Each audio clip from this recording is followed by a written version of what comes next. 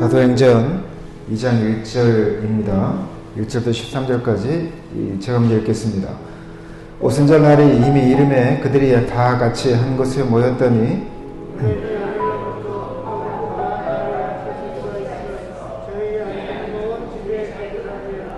마치 브레야처럼 갈라지는 것들이 그들에게 보여 각 사람 위에 하나씩 임하여 있더니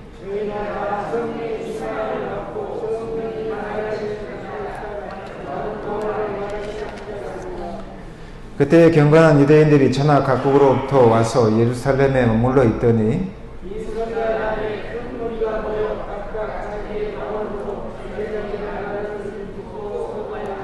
다 놀라 신기하게 여겨 이르되 보라 이 말하는 사람들이 다 갈릴리 사람이 아니냐.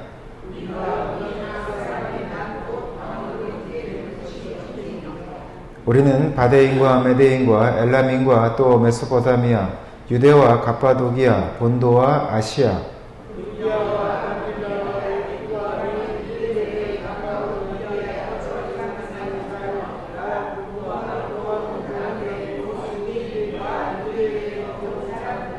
그레데인과 아라바인들이라 아라비아인들이라 우리가 다 우리의 각 언어로 하나님의 큰 일을 말함을 듣는도다 하고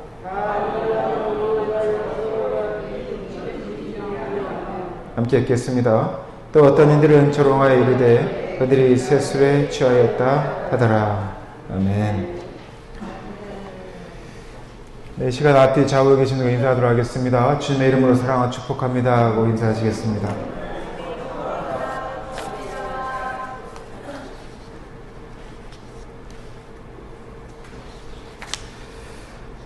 날씨가 풀릴 기세가 안 보입니다. 제 주변에도 통화하거나 만나다 보면 감기 또 뭐 독감 걸리셔서 힘들어하시는 분이 계시는데요. 참 이번 주 또 조금 추웠다가 또 날이 금방 풀릴 거라고 믿습니다. 건강 유지했으면 좋겠습니다.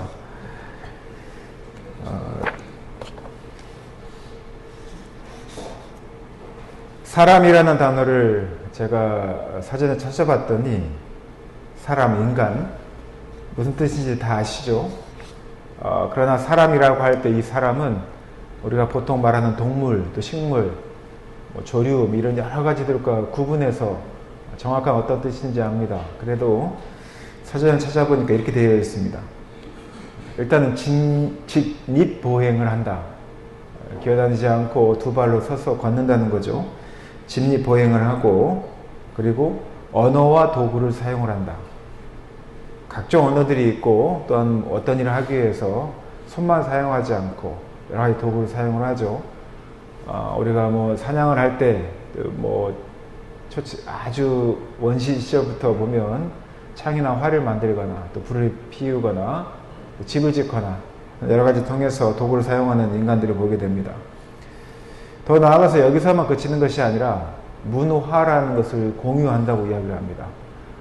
우리 교회 문화, 또 사회 문화, 우리나라 대한민국의 문화, 어느 지역의 문화 이것들이 서로 충돌할 때 우리 그런 문화 충돌을 이야기하고 서로를 이해하거나 어떤 문화가 다른 문화를 크게 영향을 끼치거나 하는 많은 이야기를 하게 되죠. 요즘 우리가 한국의 위상을 이야기할 때 K-컬처라는 이야기를 합니다. 우리가 K-팝, 뭐 K-푸드 뭐 이런 얘기 많이 하지만 전체적인 것들을 뭉뚱그려 보면 K-컬처라고 할 수 있죠. 한국의 문화가 전 세계에 큰 위상을 보여주고 있고 또 많은 사람들이 한국에 와서 직접 이 문화를 경험하거나 자기 나라에서 이 문화를 받아들이길 바라는 일들이 있죠. 그런 많은 뭐 음식, 음악 또는 우리가 살아가는 삶의 형태 이런 것들을 보면서 우리가 문화의 영향을 받는데요. 왜 이러한 영향을 받을까? 그것은 우리가 사람이기 때문에 그렇습니다. 또 하나가 더 있습니다. 이 지적은 되게 재밌었는데요. 또 하나는 다 공감하시겠지만 생각과 웃음을 가진 동물이다 이렇게 표현이 되어 있습니다. 우리가 생각하지 않으면 상대에 대한 배려나 존중이나 나의 의사를 말하거나 누구의 의사를 받아들이는 소통하기 쉽지 않은 그런 인간들을 짐승 같은 사람이라고 이야기를 합니다. 생각이 없는 사람들을 우리가 문외 한 사람이다. 문해동물, 뇌가 없다. 이런 표현까지 합니다. 또 독특한 특징 중에 하나가 우리가 웃음이 있다는 것이죠. 뭔가 행복하고 희노애락을 경험하면서 결국에는 행복이라고 하는 우리가 다 같이 공동선을 추구함으로 함께 행복한, 함께 웃을 수 있는 그런 사회 또는 문화 또한 여러 가지 관계들 이것들 형성하는 것을 사람이다, 인간이라고 표현을 합니다. 그래서 우리는 서로 이야기할 때 사람이다 라고 이야기하면 그 의미가 무엇인지 정확히 알고 또 나는 어떤 사람인가 라고 하는 본질적인 질문도 많이 하게 됩니다. 그러나 이 사람이라는 측면에서 봤을 때 참 다양하다는 생각도 많이 하게 합니다. 우리 여기 계신 성도분들 처음 보고 이게 누구지? 라고 못 알아보실 분 계신가요? 너무 똑같이 생겨서 하실 분 별로 없으시죠? 처음 보자마자 권사님, 집사님, 장로님 또는 성도님 이름까지 그 얼굴과 외형 심지어는 걷는 모습을 보면서 그 사람이 누구인지도 맞춥니다. 저도 제가 독특한 특유의 걸음걸이가 있나 봅니다.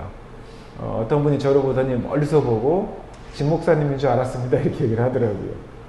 키도 이렇게 마른 한 사람이 걷는 모습도 독특하니까 저를 알아보는 것이죠. 그 많은 사람들이 있는 가운데 어떻게 나를 알아볼까? 이것은 사람이 각각 제각각이기 때문에 그렇습니다. 얼굴 외형도 다르고 몸짓도 다르고 피부도 다르고 또한 말하는 말투도 다르고 체격도 다르고 많은 부분이 다르기 때문에 그렇습니다. 세대적으로도 다르고요. 또 각자 하는 일도 다르고 재능도 다르고 그리고 무엇보다도 각자의 삶의 환경이나 자리가 다르기 때문에 우리가 그 다른 사람들을 경험하며 우리는 한 사회를 이루어 가고 있습니다. 그러나 어떠한 모든 국가적인, 문화적인, 사회적인, 인종적인, 성별적인 모든 차이를 떠나서 우리는 조금 전에 언급했던 그러한 근거, 사람이라고 하는 그 정의에 의해서 우리는 다 같이 동일하게 우리 서로를 뭐라고 부르죠? 사람이라고 부릅니다. 인간이라고 부릅니다. 오늘 여기서 함께 예배를 드리고 있는데 우리는 그 사람이지만 특정한 한 단어가 더 추가가 되죠. 어떤 특징이 있을까요? 우리는 예수를 믿는 사람들 이렇게 표현을 합니다. 사람이라는 공통점이 있지만 어떠한 삶을 추구하느냐, 어떠한 공간에서 살아가느냐, 어떠한 생각을 가지고 있느냐, 그러한 하나의 집합체를 이루고 그리고 그에 대한 수식어로서 어떠한 사람들이라고 이야기를 합니다. 우리는 여기에 한 공동체로 묶여서 하나님께 예배를 드리는 사람들, 하나님의 사람들이라고 하는 공통적인 특징을 가지고 있습니다. 그러나 그럼에도 불구하고 우리는 모두 사람입니다. 단언하건대 하나님은 우리를 모두 동일한 사람으로 보고 있습니다. 예배를 드리기 때문에 예수를 믿는 사람들, 하나님의 사람들이라고는 또 다른 수식어가 붙을 수 있지만 예배에 나오거나 나오지 않거나 예배를 드리지 않거나 예수님을 믿지 않거나 그 어떤 모든 근거를 제외하고 하나님은 우리를 다 동일하게 사람이라고 이야기하십니다. 무엇보다도 구원하고 싶은 그런 사람이라고 이야기를 합니다. 왜냐하면 모든 사람은 동일하게 하나님의 도우심을 받고 살아가는 존재이기 때문에 그렇습니다. 마태복음 5장에 보면 이런 말씀이 있습니다. 원수를 사랑하라고 하는 말씀이 있는데요. 원수를 사랑하는 그 말씀 이후에 어떻게 원수를 우리가 사랑할 수 있습니까? 라고 하는 반문을 할 수 있지 않겠습니까? 아무리 그래도 내가 저 사람 용서 못하겠어. 저 사람은 결코 천국에 있으면 안 돼. 저런 사람은 하나님께서 심판하셔서 가장 고통받는 지옥에 있어야 되는 그런 존재라고 규정하기까지 할 때 예수께서는 그러한 사람들을 우리가 원수까지 사랑해야 된다고 이야기하실 때 이러한 말씀을 하십니다. 이같이 한즉 하늘에 계신 너희 아버지의 아들이 되려니 이는 하나님이 그 해를 악인과 선인에게 비추시며 비를 의로운 자와 불의한 자에게 동일하게 내려주신다라고 이야기를 합니다. 원수를 사랑하라고 하는 이야기를 하시면서 하나님은 모든 이들에게 살아갈 수 있는 여건과 조건을 갖추시고 동일하게 그들에게 동일한 은혜를 허락하신다라는 이야기를 합니다.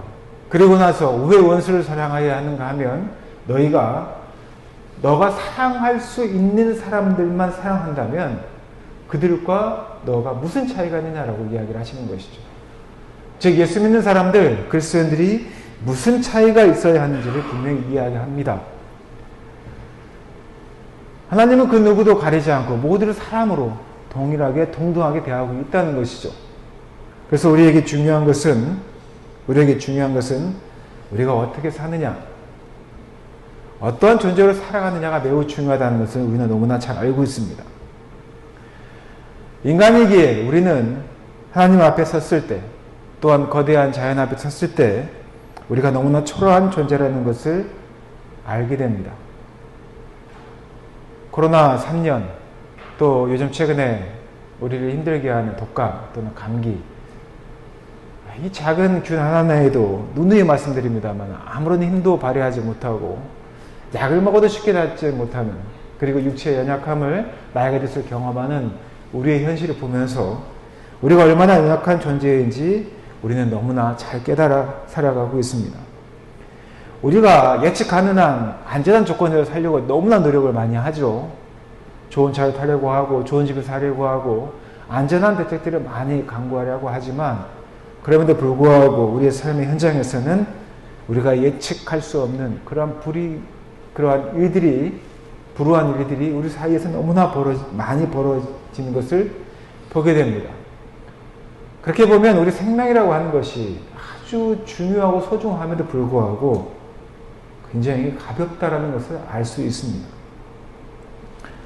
그럼에도 불구하고 우리가 살아가는 인생의 목적은 아주 간단하죠. 우리가 어떤 집에 살까?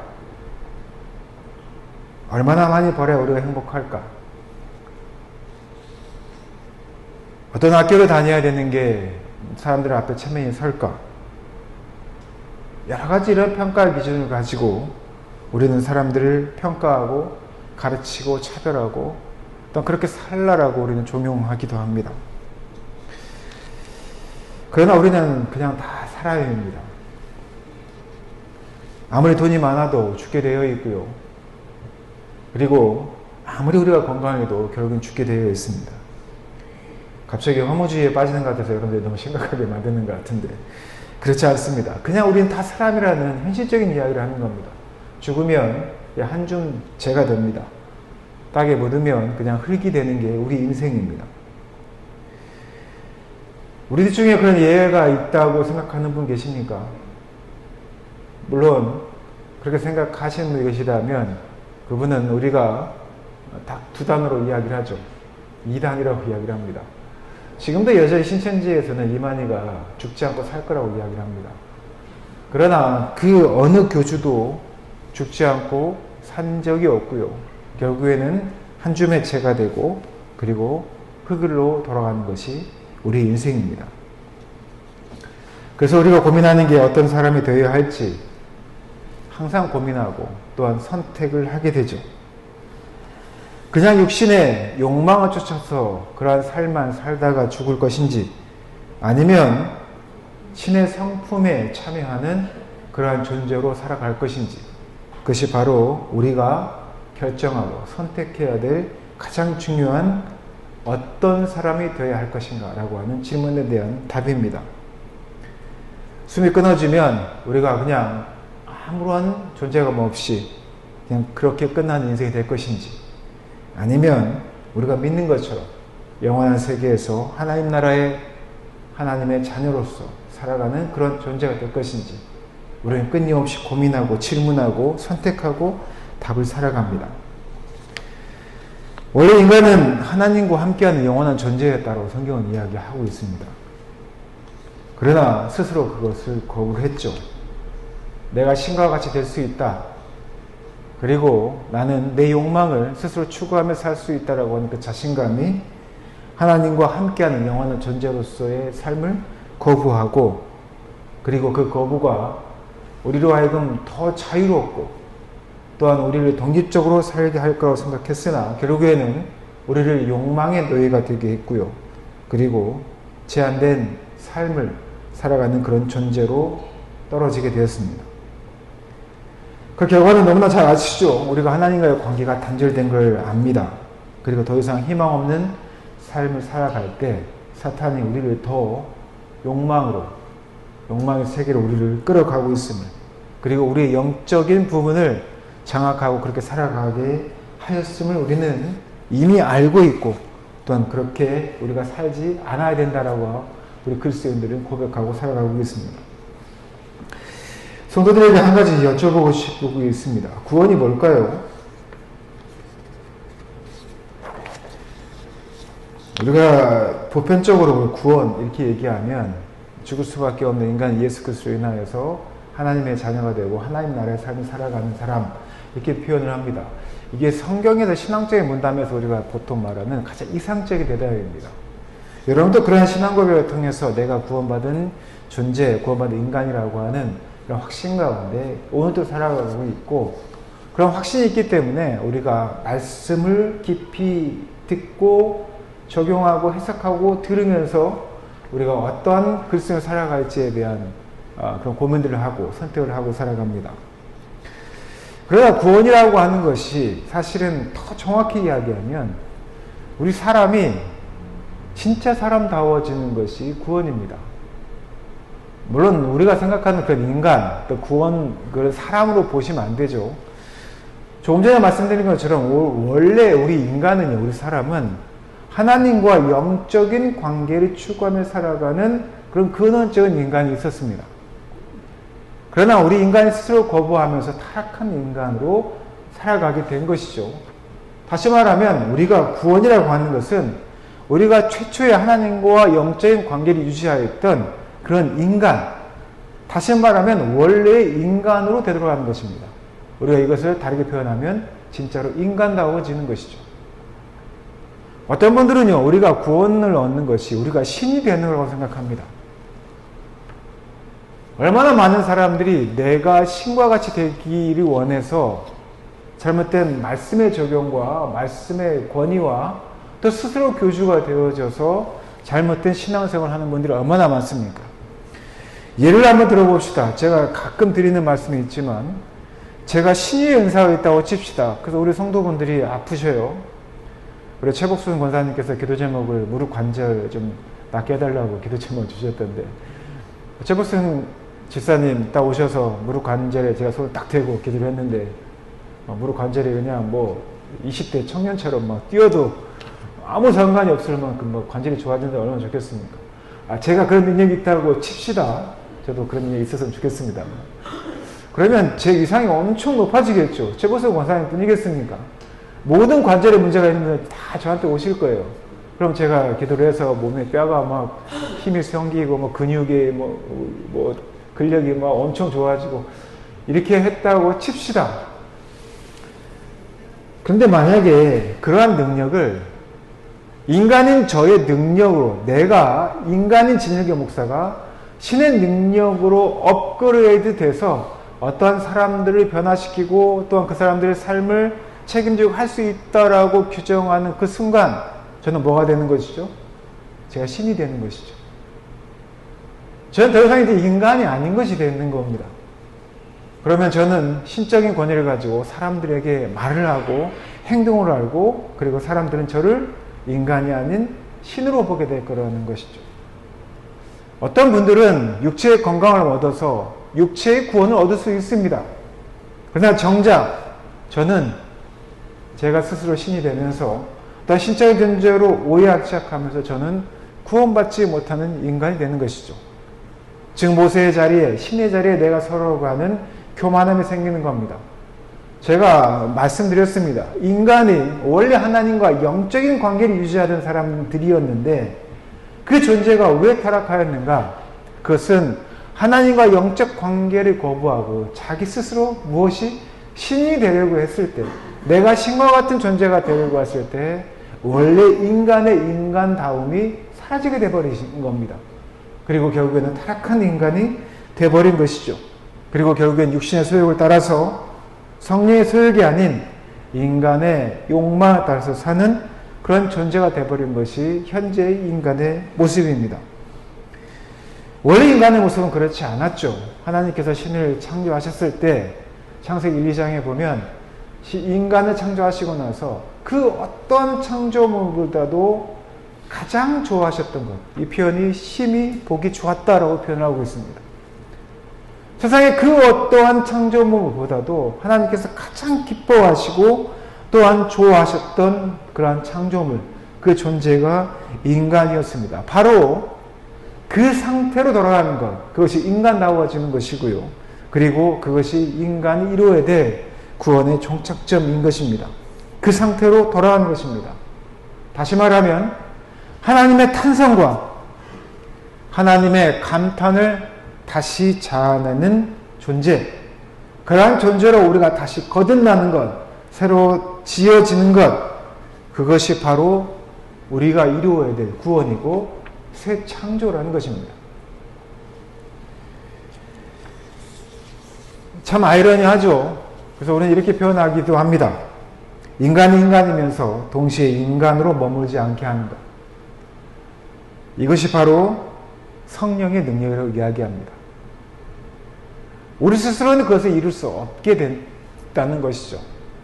그래서 우리가 그러한 존재로 최초의 인간으로서 다시 새롭게 지어지는 것, 창조되어지는 것, 이것이 가능하게 하는 분이 바로 성령이시고 그 성령의 능력으로 우리가 살아갈 수 있다고 성경은 말하고 있습니다. 우리는 분명 한계가 있는 인간이죠. 여전히 죽음에 대한 두려움이 있고 늙음에 대한 두려움이 있고 내 삶이 안전하지 못하다고 생각할 때 우리는 공포와 또한 어떤 시달림에 살아갈 때가 너무나 많습니다. 그것을 우리는 한계라고 하고요. 우리는 그 한계를 알기에 우리의 영역이 아닌 하나님의 영역이 있다는 것을 고백합니다. 그리고 그 능력이 우리의 삶 가운데 실현되어지기를 바라는 마음으로 성령의 능력을 기다리고 또한 성령의 놀라운 능력에 우리가 살아가기를 바라는 것입니다. 그것이 바로 인간 예수님께서 하나님 되게 하신 능력입니다. 성령이 역사하지 않으시면 우리 교회도 사람도 하나님이 택하신 교회, 하나님이 임재한 교회 또는 하나님의 사람, 하나님의 자녀가 될 수 없습니다. 성령이 없으면 성령의 능력이 임하는 그곳이 아니라고 한다면 이것은 그냥 광신도들이 모여있는 종교 집단에 불과한 그러한 공동체가 될 수밖에 없습니다. 혹시 우리 교회가 그렇지 않은가요? 우리가 교회라는 이름을 가지고 명패를 가지고 있지만 우리나라에 또한 세상의 많은 교회들이 성령이 없는, 성령의 능력이 임하지 않는 그러한 교회, 그냥 종교 집단으로 전락한 교회들이 혹시 있지는 않은가요? 실제로 우리가 보면 그렇지 않습니까? 불신자보다도 더 불신자 같은 그리스도인들, 어떤 단체보다도 예수 믿지 않는 것 같은 그러한 교회 공동체, 그런 공동체들이 사실은 우리 주변에 너무나 많고 또한 그러한 그리스도인들이 얼마나 많이 있습니까?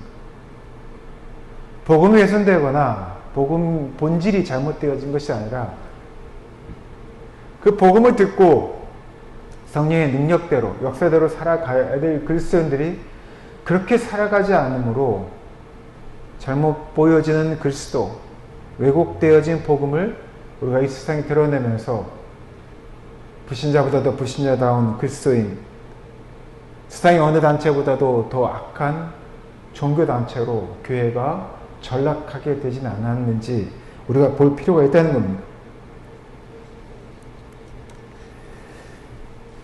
우리는 너무나 부족하다는 것을 겸손함으로 주님 앞에 나와야 합니다. 교회도 그렇습니다.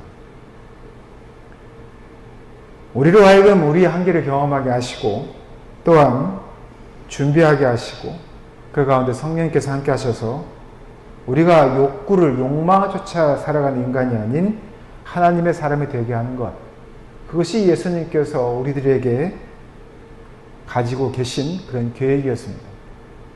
예수님의 제자들에게 그러한 계획을 가지시고 훈련시키셨고 성령을 보내주셨고 또한 그 가운데서 순종을 배우게 하셨고 기도로 준비하게 하셨고, 말씀으로 우리가 무장하게 하셨고, 그리고 구체적인 삶으로서 이웃을 예수님 대하듯이 섬기게 하셨고, 사랑으로 한 몸 되는 공동체로 우리가 살아가라고 창조하셨습니다.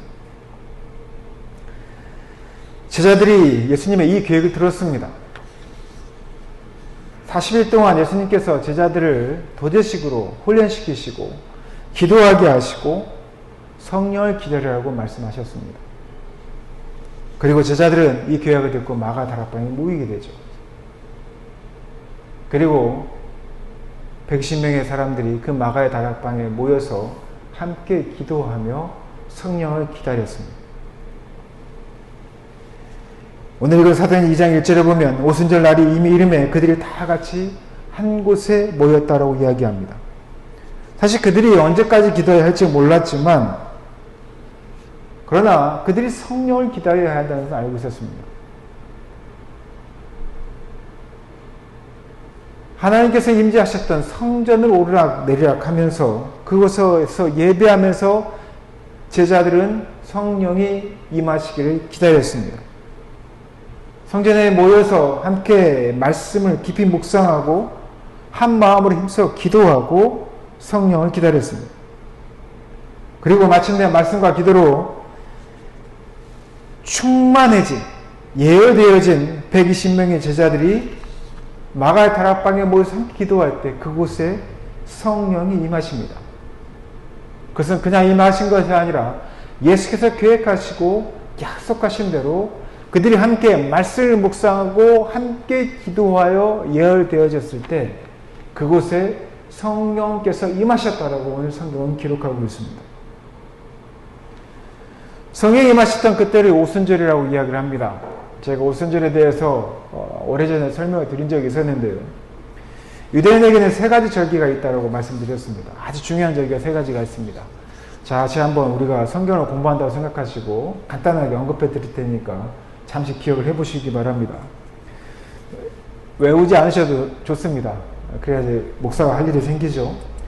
네, 세 가지 절기가 있는데요. 하나는 가장 유명한 6월절입니다. 6월절은 모세가 이스라엘 백성들을 데리고 가나안으로 갈 때 애굽 바로왕이 유대인들을 종으로서, 히브리 사람들의 종으로서 서해되기 때문에 그들을 보내주지 않으려고 합니다. 그때 10가지 재앙을 내리죠. 10가지 재앙 중에 마지막 재앙이 각자의 집에 문설주 앞에 양의 피를 바르면 죽음의 신이 거기를 건너갈 것이라고 하는 예언을 합니다. 그래서 그곳에 양의 피로 문설주에 피를 바르면 그 집안의 장자들은 죽이지 않는 그러한 마지막 재앙이 임하지 않고, 그리고 이스라엘 백성들이 구원을 받아서 결국에는 그 마지막 재앙에 굴복해서 바로왕이 이스라엘 백성들을 가나안으로 보내도록 허락을 하게 되죠. 그때를 유월절이라고 이야기합니다.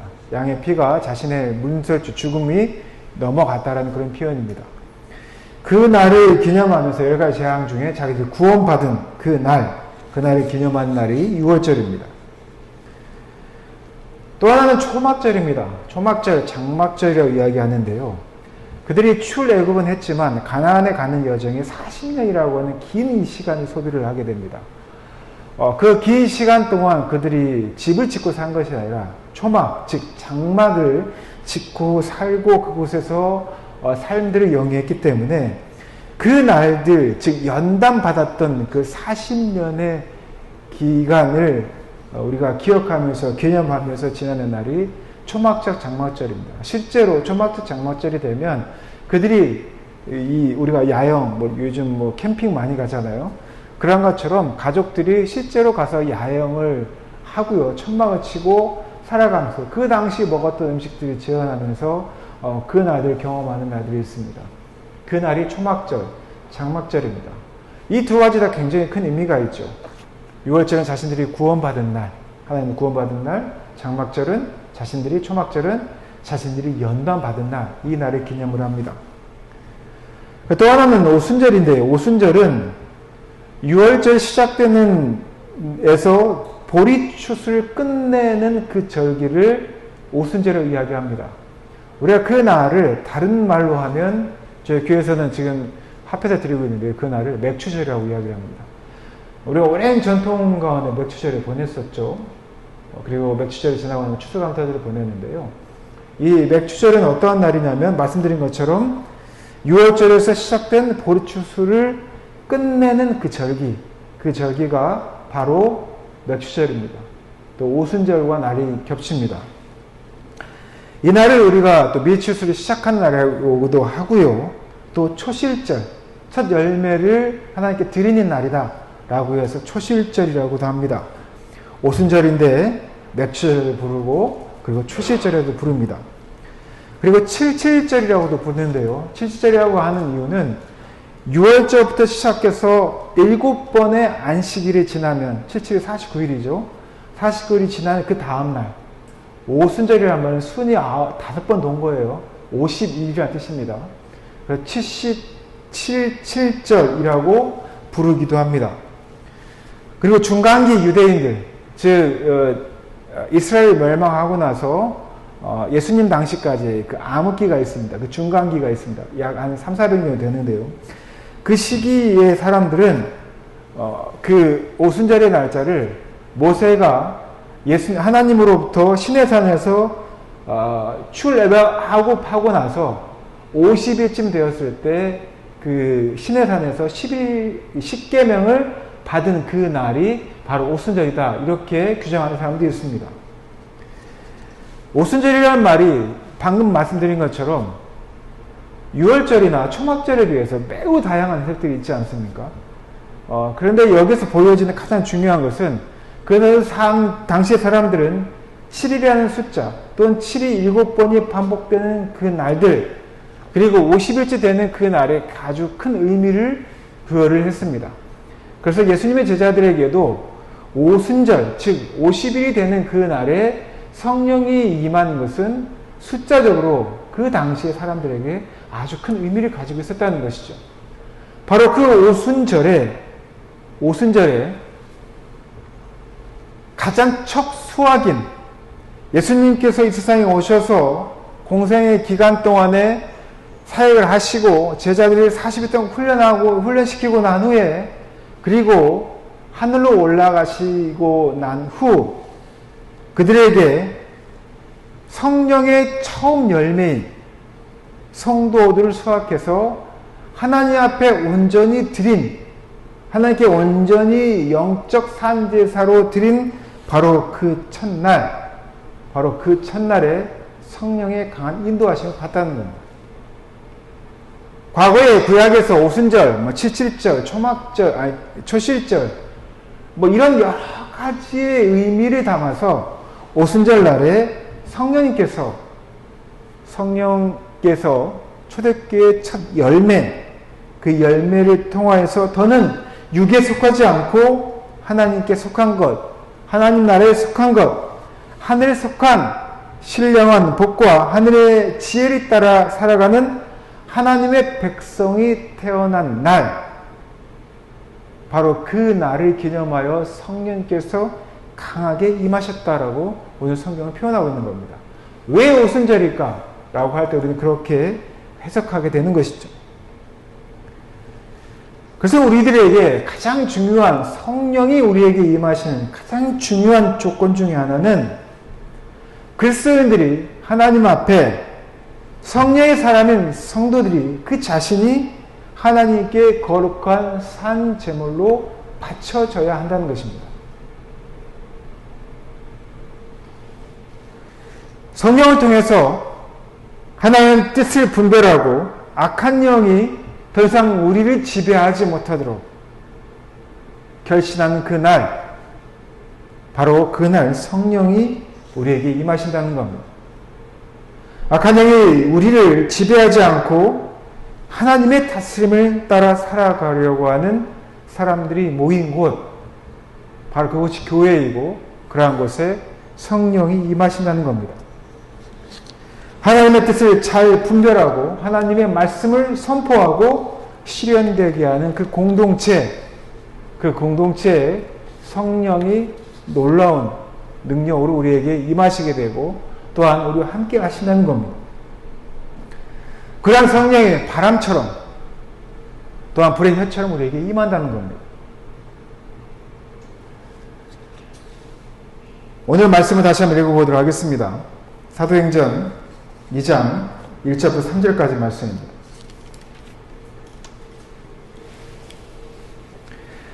오순절날의 이름에 그들이 다 같이 한 곳에 모였더니 홀련히 하늘로부터 급하고 강한 바람 같은 소리가 있어 그들이 앉은 온 집에 가득하며 마치 불의 혀처럼 갈라지는 것들이 그들에게 보여 각 사람 위에 하나씩 임하였더니 그들이 다 성령의 충만을 받고 성령이 말하게 하심을 따라 다른 언어들로 말하기를 시작하였다. 이렇게 이야기합니다.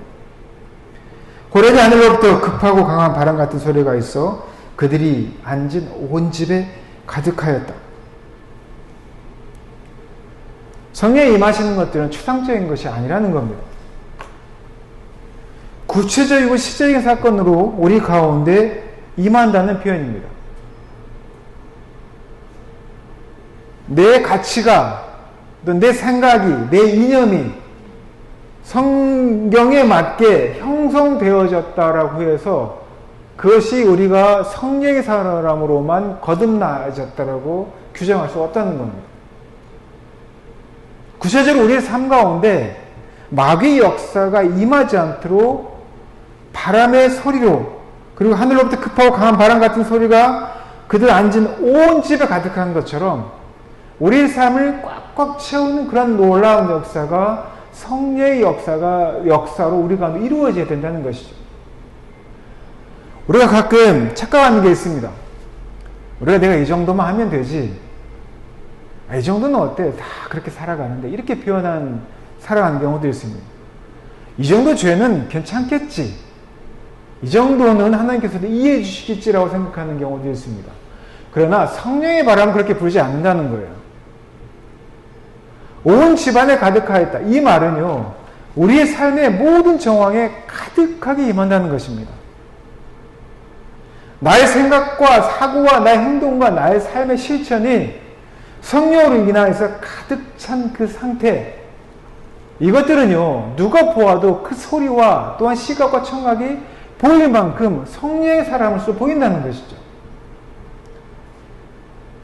내 삶의 정황이 내 삶의 주변이 아무렇지도 않고 이 세상 사람들과 똑같다. 이것은요 성령이 우리 가운데 바람같이 임한 것이 아닙니다. 그런 변화들이 우리 삶에 확연히 이루어져야 하고 마귀가 역사의 틈이 없어야 하는데 그렇지 않다면 정말 우리가 성령의 임재하신 가운데 살아가고 있는지 다시 한번 돌아봐야 한다는 것입니다. 우리가 한 마음으로 기도하고 함께 기도하고 말씀 묵상하고 하나님의 뜻에 살아가겠다고 기도할 때 우리 제일교회 공동체 안에 이 호련히 하늘로부터 급하고 강한 바람 같은 소리가 우리 공동체 안에 가득 차는 것, 바로 그래야지만이 마치 불의 혀처럼 갈라진 것들이 우리 가운데 보여져서 각 사람 위에 하나씩 임하여서 4절부터 이후에 사람들이 볼 때 도대체 저 사람들에게 저러한 일이 왜 벌어지는지 궁금해하고 찾아오게 하는 그러한 공동체, 그러한 삶을 우리가 나아갈 수 있다는 것입니다. 우리는 어떻습니까?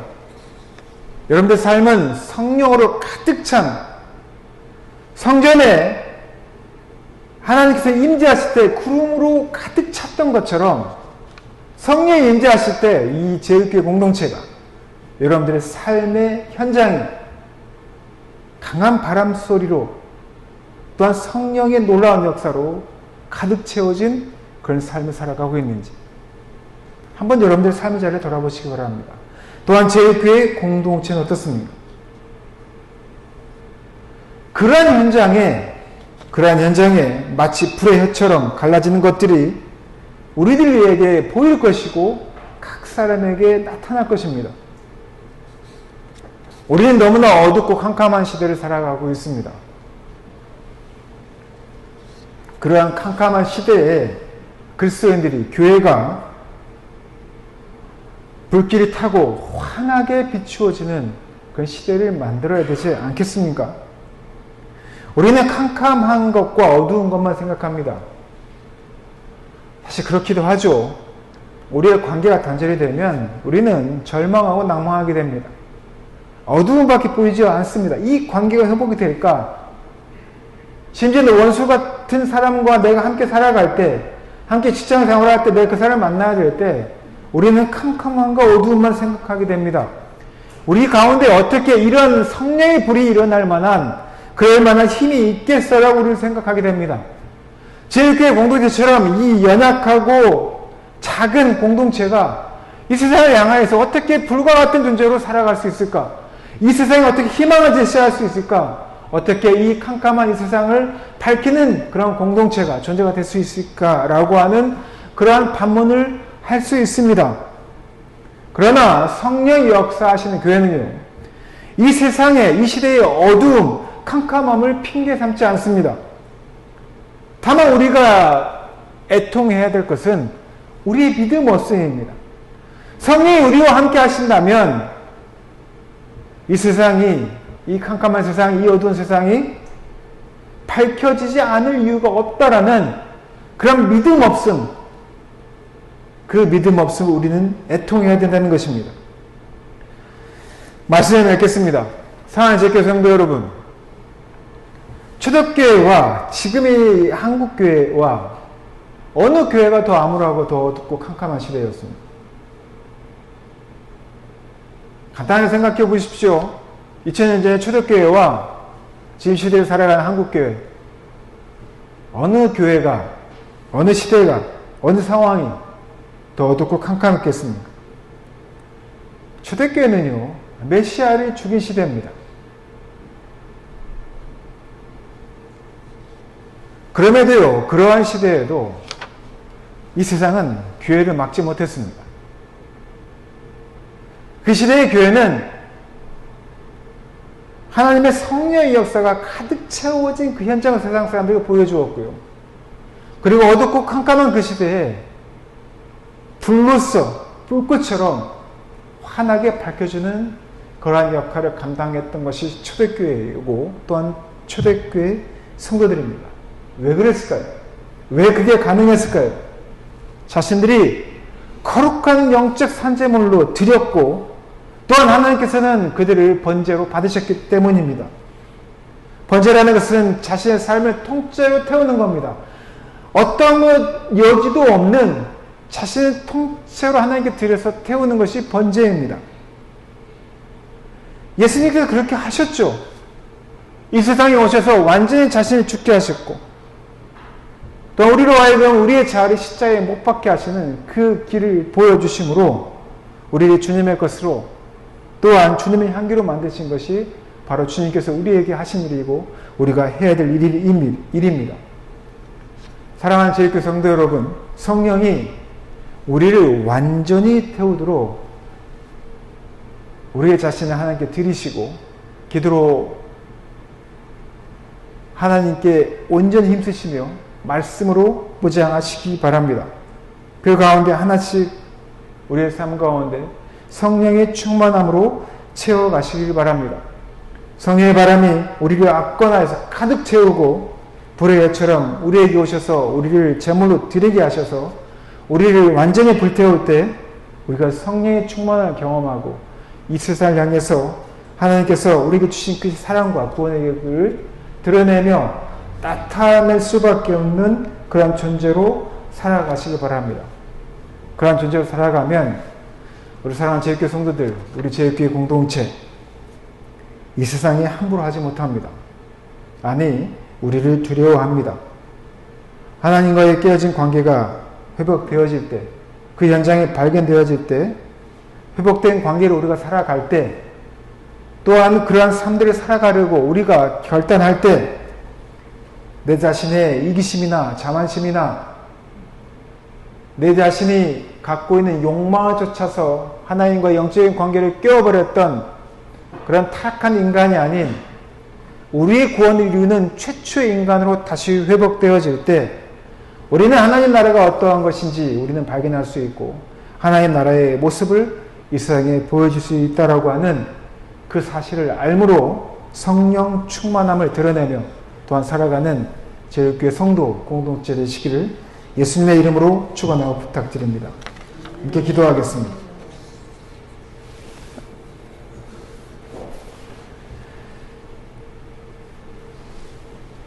성령이 바람같이 임하셨을 때 그 공간에 성령이 가득하셨음을 우리가 알고 있습니다. 성령이 함께 하실 때 브레어처럼 우리의 모습이 또 우리의 삶이 하나님께 온전히 드려지는 번제로서 나 하나님께 나아가게 되었고, 또한 이 세상을 향하여서 하나님의 말씀을 전할 때 우리가 각종의 방언으로 많은 사람들에게 하나님의 복음을 온전히 전할 수 있는 그 현장을 우리가 만들게 될 줄 믿습니다. 우리가 서로를 이해하지 못해서, 우리가 언어가 통하지 못해서, 정황이 달라서 하나님의 복음을 전하지 못하는 것이 아니라 성령이 우리와 함께 하지 않으셔서, 또한 우리의 삶이 바뀌지 않아서, 또한 우리를 온전히 하나님께 드리지 못하여서 우리가 어떠한 말을 하여도 어떠한 삶을 살아도 복음이 온전히 전해지지 못하고 하나님 나라가 확장되지 못하는 그러한 우리의 잘못된 삶은 아니었는지 아버지 하나님 들여다보도록 주님 도와주시옵소서. 성령의 바람같이 우리에게 임하시며 불꽃처럼 우리에게 임하셔서 우리가 온전히 드려지고 하나님의 백성으로서 삶을 살아가도록 주님 함께 하셔서 이 세상의 그리스도인으로서 교회 공동체로서 온전히 하나님 나라를 드러내며 세상이 두려워하는 그러한 교회로 또한 그리스도인으로 거듭나도록 주님 축복하여 주시옵소서. 이 모든 말씀 거룩하신 예수님 이름으로 기도드렸습니다. 아멘.